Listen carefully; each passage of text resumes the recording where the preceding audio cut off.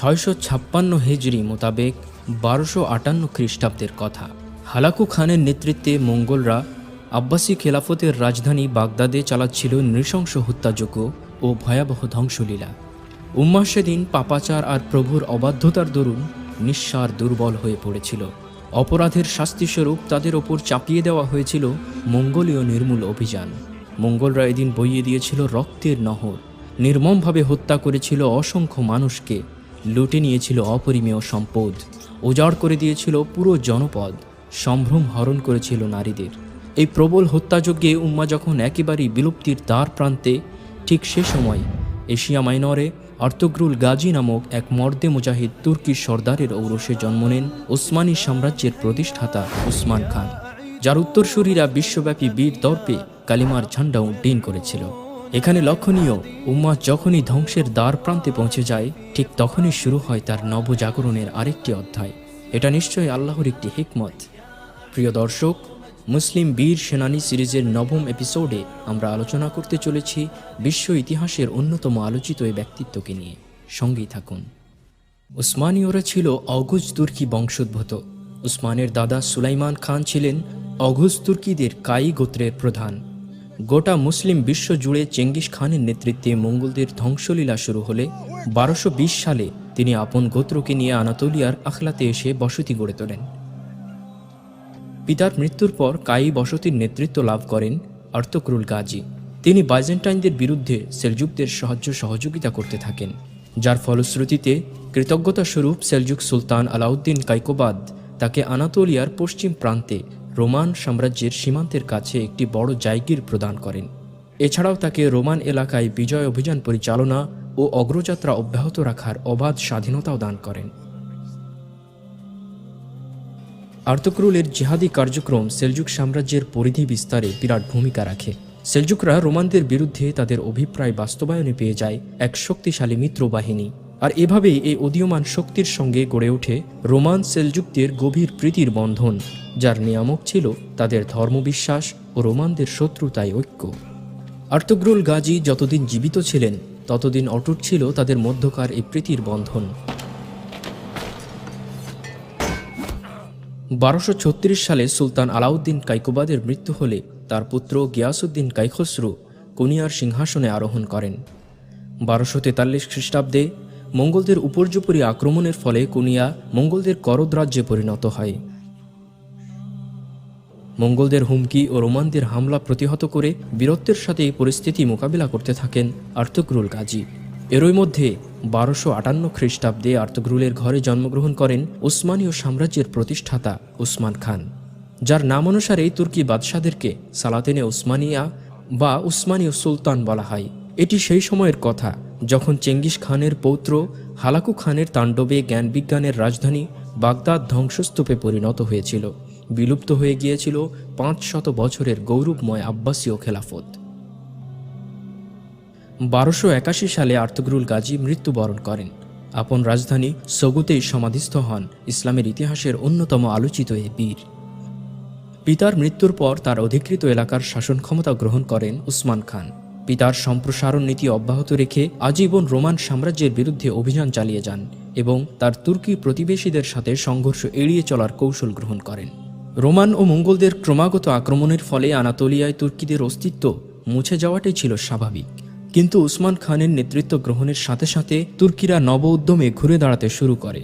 তার সবচেয়ে বড় কারণ ছিল এই যে ওসমানের প্রতি তার সঙ্গী সাথী, উচ্চপদস্থ কর্মকর্তা, সৈন্য সামন্ত, প্রজা সাধারণ সকলেই অত্যন্ত সন্তুষ্ট ছিল। তার মার্জিত ব্যবহারের কারণে সকলেই তাকে ভালোবাসত। ওসমান খানের মধ্যে ছিল যেমন নিষ্কলুষ ধর্মপরায়ণতা, তেমনি ছিল অতুলনীয় বীরত্ব ও সাহসিকতা। 1286 সালে ওসমান খান সর্বপ্রথম রোমানদের কাছ থেকে কারাজা হিসার শহর দখল করেন এবং সেখানে অস্থায়ী রাজধানী প্রতিষ্ঠা করেন।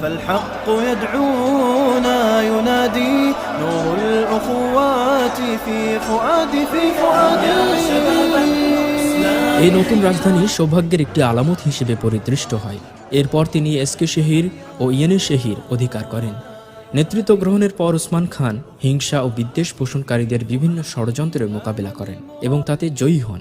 ফলে হিংসুটেদের বিষ দাঁত ভেঙে যায়। এতদসত্ত্বেও সেলজুকিদের পুরাতন খানদানের লোকেরা উসমান খানকে তাদের একজন প্রতিদ্বন্দ্বী হিসেবেই দেখত। অবশ্য এজন্য বিস্মিত হওয়ার কোনো কারণ নেই। তবে উসমান খান যদি কোনো না কোনো মুহূর্তে নিজের দুর্বলতা কিংবা বিপদাশঙ্কার কথা প্রকাশ করতেন, তাহলে নিশ্চয়ই তার প্রতিদ্বন্দ্বীরা তার বিরুদ্ধে উঠে দাঁড়াত। কিন্তু উসমান খান প্রতিটি মুহূর্তে এবং প্রতিটি পরিস্থিতিতে নিজেকে নির্ভীক ও নিঃসংকোচিত প্রমাণ করেছেন। তাই তো দেখা যায়, যখন খ্রিস্টানরা একেবারে সূচনাকালে উসমানীয়দের বিরুদ্ধে আক্রমণের জন্য সেনাবাহিনী পাঠায়, তখন উসমান খান সাম্রাজ্যের উচ্চপদস্থ কর্মকর্তাদের একত্র করে তাদের সাথে পরামর্শ সভায় বসেন। ওই সভায় উসমান খানের চাচা তথা আর্তুগ্রুলের ভাই উপস্থিত ছিলেন। তিনি এই অভিমত প্রকাশ করেন যে খ্রিস্টানদের মোকাবেলায় এই মুহূর্তে সৈন্য প্রেরণ করা সঙ্গত হবে না। যতদূর সম্ভব আপোষের মাধ্যমে এই যুদ্ধ থেকে সরে থাকাই হবে আমাদের জন্য মঙ্গলজনক। কেননা যদি যুদ্ধ শুরু হয়ে যায়, তাহলে এই আশঙ্কা রয়েছে যে মঙ্গল এবং অন্যান্য তুর্কি নেতারাও খ্রিস্টানদের আক্রমণকে সফল করে তোলার জন্য একযোগে আমাদের উপর হামলা চালাবে। তখন একসাথে সকল শত্রুর মোকাবেলা করা আমাদের পক্ষে সম্ভব হবে না। ওসমান খান আপন চাচার মুখে এই কাপুরুষোচিত কথা শুনে সঙ্গে সঙ্গে ধনুকে তীর জুড়ে তাকে লক্ষ্য করে সজোরে তা নিক্ষেপ করেন। ফলে চিরদিনের জন্য তার মুখ বন্ধ হয়ে যায়। এই দৃশ্য দেখে খ্রিস্টানদের বিরুদ্ধে যুদ্ধ অভিযান কিংবা সৈন্য প্রেরণের বিরুদ্ধে টু শব্দটি করার মতো দুঃসাহস আর কারো হয়নি। 1299 সালে মঙ্গলদের আক্রমণে রোম সেলজুক সালতানাতের কার্যত পতন ঘটলে ওসমান খান তার খণ্ড রাজ্যের স্বাধীনতা ঘোষণা করেন। বেইলিক নামে পরিচিত আনাতোলিয়ায় উদ্ভূত ক্ষুদ্র তুর্কি রাজ্যসমূহের মধ্যে উসমানীয় রাজ্য ছিল অন্যতম। মঙ্গলদের পশ্চিমমুখী আগ্রাসনের কারণে সেলজুক সালতানাতের অসংখ্য সামরিক ও বেসামরিক লোক ওসমানের রাজ্যে আশ্রয় নেয়। ফলে ওসমানের রাজ্যের শক্তি ও প্রতিপত্তি অনেকাংশে বৃদ্ধি পায়।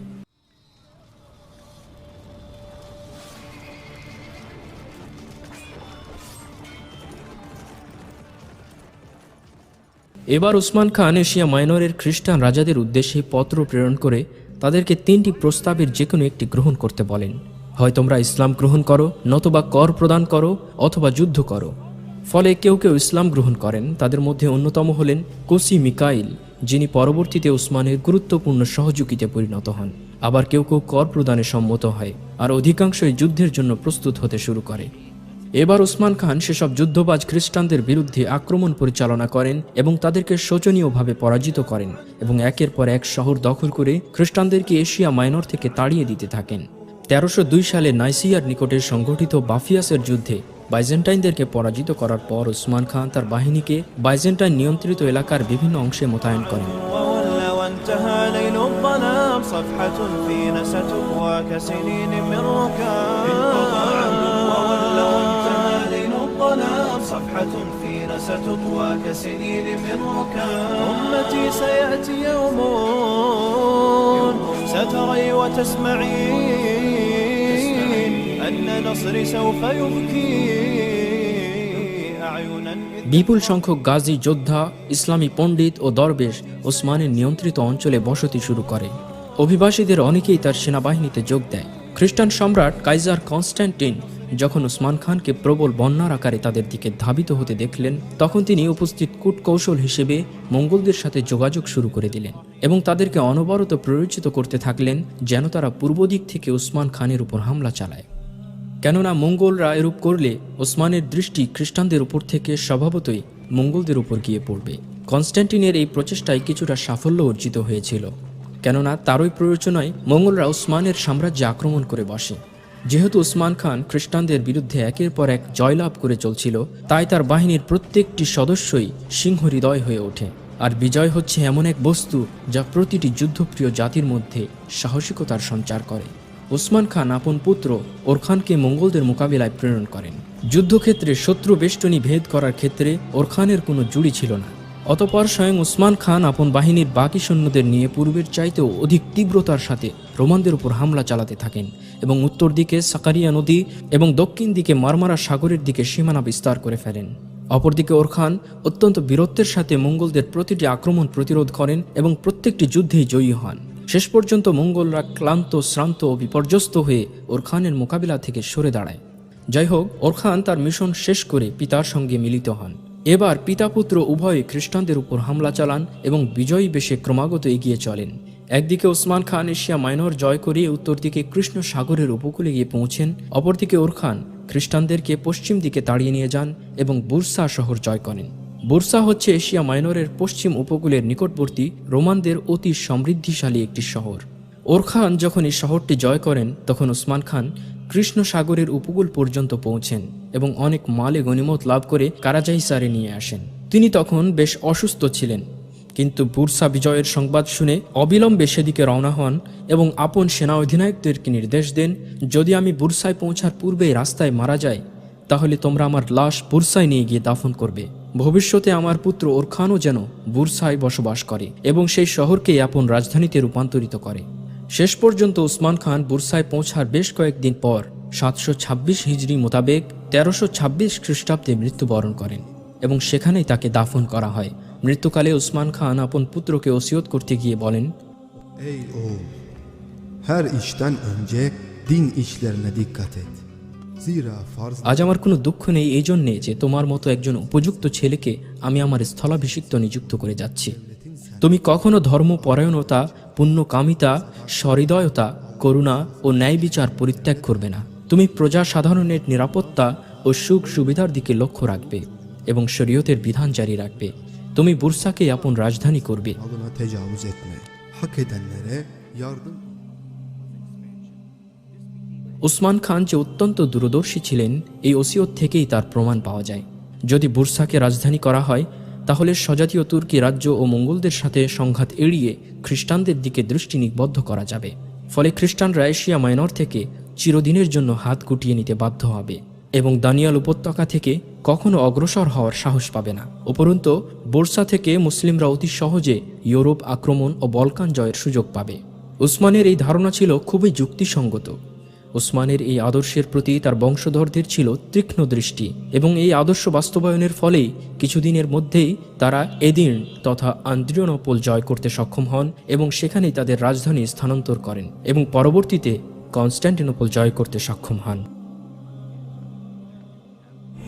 قال رسول الله صلى الله عليه সুলতান মুহাম্মদ আল ফাতেহের নেতৃত্বে কনস্ট্যান্টিনোপল জয়ের রোমাঞ্চকর ইতিহাস জানতে এই ভিডিওটি দেখুন। الجيش ذلك الجيش رواه أحمد